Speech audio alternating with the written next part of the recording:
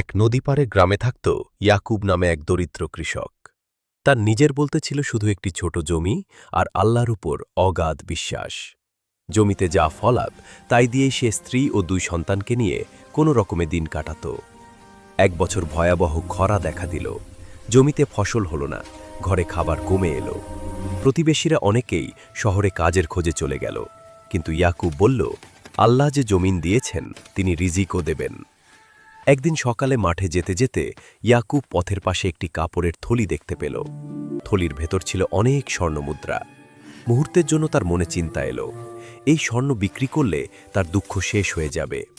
কিন্তু সাথে সাথেই সে মনে করল, হারাম রিজিকে বরকত নেই। সে থলিটি নিয়ে গ্রামের মসজিদের ইমামের কাছে গেল এবং সব খুলে বলল। ইমাম ঘোষণা দিলেন, যে থলিটি হারিয়েছে সে যেন প্রমাণসহ এসে নেয়। দুদিন পর এক ভিন গ্রামের বৃদ্ধ লোক এসে কান্নাজড়িত কণ্ঠে বলল, এই স্বর্ণ আমার মেয়ের বিয়ের জন্য ছিল। প্রমাণ মিলতেই স্বর্ণ ফিরিয়ে দেওয়া হল। বৃদ্ধ লোক ইয়াকুবের হাতে কিছু স্বর্ণ দিতে চাইল, কিন্তু ইয়াকুব বলল, আমি আল্লাহর আমানত ফিরিয়ে দিয়েছি, দাম নিই কিভাবে। কিছুদিন পর হঠাৎ করে ইয়াকুবের জমির পাশ দিয়ে একটি ছোট জলধারা প্রবাহিত হতে শুরু করল। সে সেই পানি দিয়ে আবার চাষ শুরু করল। আশ্চর্যভাবে সেই বছর তার জমিতে আগের চেয়ে দ্বিগুণ ফসল হল।